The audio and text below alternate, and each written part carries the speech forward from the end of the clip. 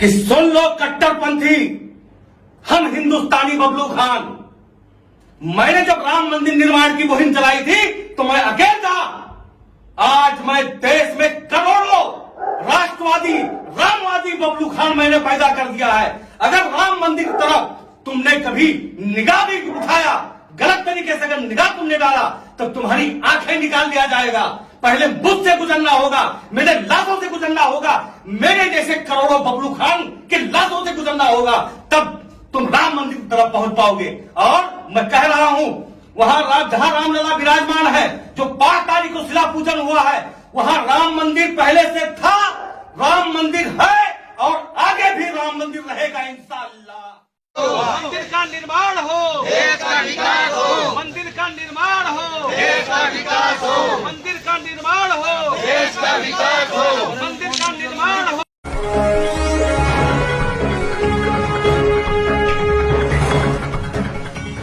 मैं हाजिर हूँ प्रियंका पांडे। आप देख रहे हैं इंडिया समाचार का खास प्रोग्राम जनता की अदालत, जिसमें हमने आज आमंत्रित किया है एक ऐसी शख्सियत को जिन्होंने जात धर्म जात पात हर चीज को, हर भावनाओं से परे ऊपर उठकर काम किया है। जी हाँ, इन्होंने एक मिसाल कायम की है और इस मिसाल कायम करने के लिए हम इनको शुक्रिया भी करते हैं। तो आज हमने आमंत्रित किया है अपने स्टूडियो में बहुत ही खास मेहमान बबलू खान जी। तो आपसे रूबरू हो गए हैं बबलू खान जी। बबलू खान जी, आपका बहुत स्वागत है हमारे स्टूडियो में। बबलू खान जी, आप हमारे स्टूडियो में आए हैं और आप पूरी तैयारी से तो नहीं आए होंगे, लेकिन हम आपको बताना चाहेंगे कि आपको आमंत्रित किया है राम मंदिर मुहिम को लेकर, आपसे कुछ बात भी करनी है। तो क्या आप हमारे सवालों के जवाब देने के लिए तैयार हैं? जी बिल्कुल। ठीक है। तो हमारा पहला सवाल तो ये है कि आप पर इल्जाम है कि आप राम मंदिर मुहिम से शुरुआत से ही जुड़े हुए हैं, जबकि आप एक मुस्लिम समुदाय से हैं। तो इस पर आप क्या कहना चाहेंगे? और आप पर यह भी आरोप है साथ में कि आपने हिंदू धर्म को धारण भी कर लिया है। देखिए, जो आपने इल्जाम की बात कही है, जी, तो मैं कहना चाहता हूं, मैं भारतीय मुसलमान हूं। रही बात आपने जो ये कहा आपके ऊपर इल्जाम है राम मंदिर को लेकर के, तो मैं कहना चाहता हूं कि सबसे पहले तो मैं हिंदुस्तानी मुसलमान हूं। हम हिंदुस्तानियों का डीएनए एक है। हम हिंदू मुस्लिम सिख ईसाई सभी एक भाई हैं और हिंदुस्तान हमारा एक खानदान है। और इसी हिंदुस्तान में अयोध्या है, जहां पर रामलला ने जन्म लिया है। सौभाग्यशाली हूं कि मैंने भी वही जन्म लिया है। बहुत अच्छी बात कही आपने। और जो इल्जाम कुछ कट्टरपंथी के लोग अगर इल्जाम लगाते हैं, तो अपने देश को संवारने के लिए, अपने देश को आगे बढ़ाने के लिए भारत देश कितना आगे जाए, इसके लिए मैं लाखों इल्जाम लेने के लिए तैयार हूं। मुझे कोई परवाह नहीं है।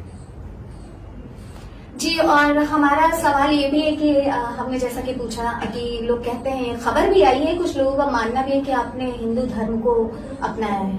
तो इसमें कितनी सच्चाई है? देखिए, लोग क्या कहते हैं क्या नहीं कहते हैं, हम उसको नहीं, हमको न तो सुनना है न देखना है। मैंने पहले भी कहा मैं हिंदुस्तानी हूं। हमारे हिंदुस्तान में हिंदू मुस्लिम सिख ईसाई सभी का अलग अलग धर्म है, लेकिन उसके पहले हम सबसे पहले हिंदुस्तानी हैं। और हिंदुस्तान में मैं जितना सम्मान दरगाह का करता हूं, जितना सम्मान मैं अपने वली का करता हूं, जितना सम्मान मैं अपने धर्म के अनेक हिस्सों का करता हूं, तो उससे कहीं सम्मान मैं अपने हिंदू भाई के धर्मों का भी करता हूं। जी। अब इसके लिए लोग अगर ये कहें कि मैं हिंदू हो गया हूं, तो मैं कहना भी चाहता हूं, सिंधु के इधर सब हिंदू, मैं हिंदू मुसलमान। वाह वाह, क्या बात कही आपने। बहुत आपसे एक सवाल है कि क्या आप मुस्लिम कट्टरवाद से नहीं डरते? मुस्लिम समाज में जो धर्म है, मुस्लिम धर्म, इसको कट्टरता के चश्मे से देखा जाता है। इसके बारे में आपका क्या कहना है?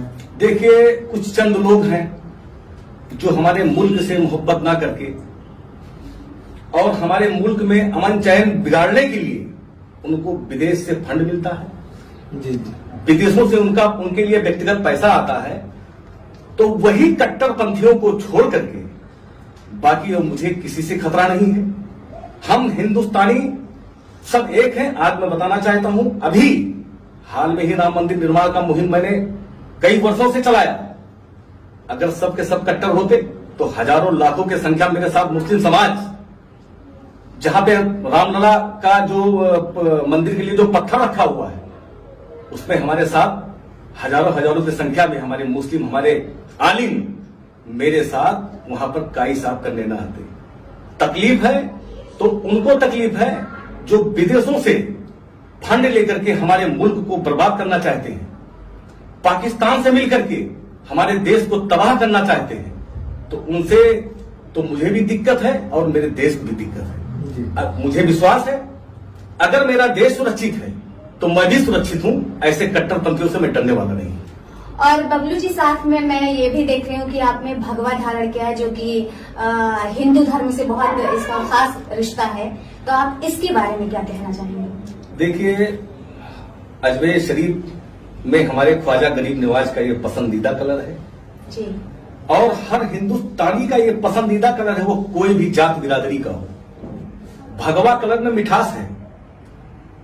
हिंदुस्तान तो क्या पूरी दुनिया में जब लोग सुबह उठते हैं तो सबसे पहले भगवा का ही दर्शन होता है। तो भगवा से नफरत क्यों लोगों को? हम भगवा से मोहब्बत करते हैं। हम लोगों के यहां देख लीजिए, जब शादी विवाह होता है, खाना लोग खाते हैं तो आखिरी में हम लोग खाते हैं एक जर्दा आता है। देख लीजिए उस जर्दे में कितना मिठास है, वो भी भगवा कलर का होता है। देख लीजिए आज अगर कोई खुशी की माहौल होता है या कोई खुशखबरी आती है तो हम लोग एक लड्डू खाते हैं, वो भी भगवा कलर का होता है। तो भगवा में तो मिठास है। कौन कहता है भगवा गड़बड़ है? जो कहता है भगवा गड़बड़ है तो मैं कहना चाहता हूं उसको तो दुनिया ही छोड़ देना चाहिए, क्योंकि सबसे पहले भगवा का ही दर्शन होता है। जी, बहुत अच्छा उदाहरण दिया आपने। जब आप राम मंदिर मुहिम से जुड़े तो आपको अपने समुदाय से किस प्रकार की समस्याओं से जूझना पड़ा था? देखिए, आजादी के बाद से राम मंदिर निर्माण की लड़ाई के बारे में हमको जानकारी मिली और हमने अपने तमाम आलिम से भी पूछा कि जिस जगह पे राम मंदिर और बाबरी मस्जिद का विवाद चल रहा है तो क्या वास्तव में वहां पे नमाज अदा किया जा सकता है? तो आलिम भी यही कहे कि विवादित स्थान पे हम लोग नमाज अदा नहीं कर सकते हैं। अच्छा, जब आप राम मंदिर मुहिम से जुड़े थे तो उस समय आपकी एज क्या रही होगी? देखिए, मैं तो राम मंदिर निर्माण की मुहिम कई वर्षों से जुड़ा हूं। इस समय मेरा 40 वर्ष है एज। हमको ये नहीं पता है कि मैं कितने दिन से जुड़ा हूं, मतलब कितना मेरा उम्र होगा। बस ये है कि हम इतना जानते हैं, मैंने अपने आलिम से पूछा कि विवादित स्थान पे उन्होंने कहा नमाज अदा नहीं किया जा सकता है और हमारे कुरान और हदीस में लिखा हुआ है खून बहाकर इबादत कबूल नहीं। तो कुछ लोग, कुछ चंद लोग अपनी दुकान चलाने के लिए राम मंदिर और बाबरी मस्जिद की लड़ाई लड़ रहे थे, जो कि मैंने पहले भी कहा है कि राम हम हिंदुस्तानियों के पूर्वज हैं, हम हिंदुस्तानी सब राम के वंशज हैं। तो कहीं न कहीं से हमारे राम को न्याय मिले और उन मक्कारों का दुकान बंद हो जो राम को टेंट में और अपना महल में रह करके, वो चाहे हिंदू समाज का हो चाहे वो मुस्लिम समाज का हो, इससे तो सिर्फ राजनीति हो रही थी। इसमें कहीं न कहीं से हमारे देश का बहुत बड़ा नुकसान हो रहा था, बहुत बड़ा नुकसान हो रहा था। हिंदू मुस्लिम की जो दूरियां हैं इसकी बिल्कुल खाई तैयार हो गई थी, नफरतों की खाई तैयार हो गई थी। तो मैंने भी कसम खाया कि अपने राम को, अपने पूर्वज को न्याय भी दिलाऊंगा और हिंदू मुस्लिम की जो नफरत की खाई है इसको मैं जड़ से खत्म करूंगा। इसीलिए मैंने राम मंदिर निर्माण की मुहिम चलाई। राम मंदिर पर अगर बात की जाती है तो मुस्लिम समाज में एक नेता है ओवैसी, वो फ्रंट लाइन के नेता माने जाते हैं। अगर उनकी बात न की जाए तो फिर शायद बात ही बेकार होगी। तो उनका कहना है कि वहां पर मस्जिद थी, मस्जिद ही रहेगी, और वो निमंत्रण में भी नहीं आया, शायद उनको बुलाया भी गया था। तो इसके बारे में आप क्या कहना चाहेंगे? देखिए, जो हमेशा राम के विरोध में खड़ा हो तो हमको तो लग रहा है कि निमंत्रण देने के बाद वो कैसे आएगा, कैसे राम से निगाह मिला पाएगा, वो राम से कैसे निगाह मिला पाएगा। रही बात ओवैसी की, तो मैं कहना चाहता हूं ओवैसी अब जात पात की राजनीति करना बंद कर दे। ओवैसी मुस्लिमों को बेवकूफ बनाना बंद कर दें। ओवैसी मुस्लिम के हित की बात करें। ओवैसी भारत देश के हित की बात करें, ओवैसी नफरत की राजनीति ना करें, क्योंकि अब हमारा मुस्लिम समाज राम को अपना पूर्वज मान चुका है, तो अब ओवैसी के झांसे में हमारा समाज आने वाला नहीं है। वक्त आएगा तो हमारा यही मुस्लिम समाज ओवैसी को जवाब देगा, जरूर जवाब देगा। अगर मुस्लिम समाज उनको पार्लियामेंट पहुंचा सकती है तो वही मुस्लिम समाज उनको टार पट्टी भी पहुंचा सकती है। इसका जवाब बहुत जल्द मिल जाएगा ओवैसी को। और आपने इतनी मेहनत की और इतना संघर्ष झेला, लोगों की इतनी बातें सुनी, इवन आपके ऊपर जो आरोप भी लगाए गए, इतने इल्जाम लगाए गए आपके ऊपर, हम जो खबर के मुताबिक हमको पता चला कि अटैक भी हुआ है इस चीज को लेकर, इस संघर्ष को लेकर, आपने इतनी तत्परता दिखाई और आखिरकार वो दिन आया कि भूमि पूजन और राम मंदिर का शिलान्यास का वो दिन आया, वो बहुत ही खूबसूरत और शुभ दिन आया। लेकिन आपको इसमें बुलाया नहीं गया, आपको आमंत्रित नहीं किया गया,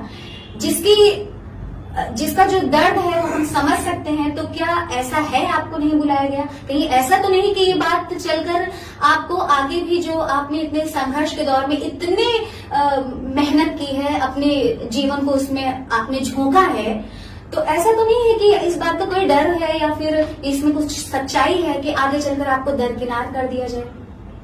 देखिए, हमने अपने पूर्वज राम का मुहिम चलाया। हमारे रामलला टेंट से निकलकर महल में जा रहे थे और वो 5 तारीख मेरे परिवार के लिए और मेरे लिए, जब से पैदा हुआ हूं उस 5 तारीख तक और उस 5 तारीख से लेकर जब तक मेरी इंतकाल ना हो जाए, वो 5 तारीख मेरे लिए जीवन का सबसे महत्वपूर्ण तारीख था। रही बात मुझे बुलाया नहीं गया, तो इसका मुझे कोई मार्क नहीं है। मैं घराती हूं, घरातियों को कोई बुलाता है क्या? मैं तो बरातियों का सेवा करने के लिए वहां बैठा था। मैं बरातियों का सेवा करने के लिए बैठा था कि आज हमारे रामलला को न्याय मिला। आज वो अपने टेंट से निकलकर महल में जा रहे हैं और कई पैगंबर में एक पैगंबर हमारे राम भी हैं। अपने मंदिर के साथ साथ हमारे पैगंबर अपने महल में भी जा रहे थे, तो हमको इसका कोई चिंता नहीं है। मुझे निमंत्रण क्यों दिया जाए? पहली बात तो घर में निमंत्रण किसी दिया जाता नहीं है। मैंने राम के लिए संघर्ष किया है ना। और रही बात आगे किसके दिमाग में क्या चल रहा है, ये हमको इसका कोई मांग नहीं है। मैं जानता हूं रामलला का मैंने लड़ाई लड़ा है और राम का आशीर्वाद मेरे परिवार पर है। बस। तमाम मुस्लिम संगठन तरह तरह की बातें कर रहे हैं राम मंदिर पर, तो बहुत सारे मौलाना ऐसी बात कर रहे हैं कि जब हमारी सरकार आएगी तो हम जो राम मंदिर का निर्माण हो रहा है उस मंदिर को हम तोड़ देंगे, मंदिर को तोड़ करके मस्जिद को पुनः स्थापित करेंगे। इसके बारे में आपका क्या कहना है? कहना चाहता हूं कि सुन लो कट्टरपंथी, हम हिंदुस्तानी बबलू खान, मैंने जब राम मंदिर निर्माण की मुहिम चलाई थी तो मैं अकेला था। आज मैं देश में करोड़ों राष्ट्रवादी रामवादी बबलू खान मैंने पैदा कर दिया है। अगर राम मंदिर की तरफ तुमने कभी निगाह भी उठाया, गलत तरीके से अगर निगाह तुमने डाला, तो तुम्हारी आंखें निकाल दिया जाएगा। पहले बुद्ध से गुजरना होगा, मेरे लाशों से गुजरना होगा, मेरे जैसे करोड़ों बबलू खान के लाशों से गुजरना होगा, तब तुम राम मंदिर की तरफ पहुंच पाओगे। और मैं कह रहा हूं, वहां जहां रामलला विराजमान है, जो 5 तारीख को शिला पूजन हुआ है, वहां राम मंदिर पहले से था, राम मंदिर है और आगे भी राम मंदिर रहेगा इंशाअल्लाह। बहुत बड़ी बात आपने कही। बड़ी बात। और इस प्रकार से अगर देखा जाए तो आपके रहते हुए कोई भी राम मंदिर को छू नहीं सकता है, सरकार चाहे किसी की भी हो। आप प्रभु श्री राम को इतना मानते हैं, अपना आदर्श भी मानते हैं, जैसा कि ये हमको दिखाई भी दे रहा है और हमारी जनता भी इस बात को देख रही है। तो हमारा एक सवाल बनता है इससे कि क्या प्रभु श्री राम के जीवन चरित्र से आपने अपने जीवन में कुछ उनसे चरितार्थ उनको अनुसरण करने की कोशिश की है या फिर अनुसरण किया है? देखिए, राम के बारे में जो हमको जानकारी हुई है, राम हमारे वो किसी का अहित नहीं चाहते थे, सभी का वो हित चाहते थे। वो किसी जाति धर्म का हो, पक्षी हो, पशु हो, हिंदुस्तान में जितने भी जीव जंत हैं सबसे मोहब्बत करने वाले थे श्री राम। राम जब सबसे मोहब्बत करने वाले थे तो ऐसे राम को मैं कैसे भूल सकता हूं? ऐसे राम से मैं कैसे नफरत कर सकता हूं? ऐसे राम से तो मैं मोहब्बत कर रहा हूं और जरूरत पड़ेगी तो ऐसे राम के लिए हंसते हंसते अपना मैं जीवन समाप्त कर दूंगा। राम और राम सेतु को के अस्तित्व को न मानने वाली कांग्रेस पार्टी के जो महासचिव है प्रियंका गांधी का भी हाल ही में एक बयान आया है राम मंदिर को लेकर। उन्होंने अपने संबोधन में कहा है कि राम मंदिर निर्माण हो रहा है, हम उसका स्वागत करते हैं और राम मंदिर सबका है और राम सबके हैं। इसके बारे में आपका क्या कहना है? मैंने किसी चैनल के माध्यम से मैंने उनको आगाह भी किया था कि पहले तो आपने राम पर राजनीति की, गंदी राजनीति की। देख लीजिए आप कहां पहुंच गए। कब्रिस्तान खुदा हुआ है, उसमें आपको सिर्फ जाना है। मैंने कहा था कम से कम एक बार राम का नाम ले लो, हो सकता है कब्रिस्तान जाने से मुक्ति मिल जाए। हालांकि सत्ता में तो कभी नहीं आएंगे। जिन्होंने राम के प्रति अच्छा भाव रखा, जिन्होंने राम के लड़ाई के लिए पूरा जीवन संघर्ष किया, आज देख लीजिए वो पार्टी कहां है। और जिन्होंने राम के नाम पर हमारे समाज को, मुस्लिम समाज को, कई समाज को बेवकूफ बना करके, नफरत की राजनीति करके सत्ता तो हासिल किया, लेकिन खुदा के यहां देर है अंधेर नहीं। आपने गलत राजनीति किया, आपने बंटवारे की राजनीति किया, आपने विभाजन की राजनीति किया। आप देख लीजिए जिसके बदौलत आपने सत्ता हासिल किया था, जिसके बदौलत कई दल ने सत्ता हासिल किया था, आज वही समाज बिल्कुल राम मंदिर निर्माण के लिए पूरी तरह से तैयार है, उस पर कार सेवा करने के लिए तैयार है। तो आज वही समाज जब राम को अपना पूर्वज मान लिया, राम को पहचान लिया, तो आपकी तो जमीन तो खिसक ही चुकी है। अब आप जय श्री राम, जय श्री राम, जय श्री राम जब तक जिंदा रहे, जय श्री राम जपती रहे, कम से कम ऊपर जाए तो आपको वहां अच्छा जगह मिल सके। दुनिया में तो नहीं मिलने वाला। तो प्रियंका गांधी ने कहा भी ऐसा ही है, जय श्री राम का नारा भी उन्होंने लगाया है। तो इसके पीछे क्या उनकी मंशा हो सकती है? वो अपने जो बैकग्राउंड है, क्योंकि कांग्रेस पार्टी एक ऐसी पार्टी, देश की पुरानी पार्टी है, ये 400 एबोव सीटें लाने वाली पार्टी है और इसका पिछले लोकसभा चुनाव में अगर देखा जाए तो 44 पर आकर सिमट गई थी। तो अपने रिकॉर्ड को क्या सुधारना चाहते हैं इसके जरिए राम? देखिए, राम को मुस्लिम पहचान चुका है जी। जिस पार्टी ने राम की लड़ाई लड़ी, अब मुस्लिम उस पार्टी के साथ है। अब वो अगर राम की बात कर रही हैं तो कहीं ना कहीं से अपने पापों का प्रायश्चित कर रही हैं। अच्छी बात है।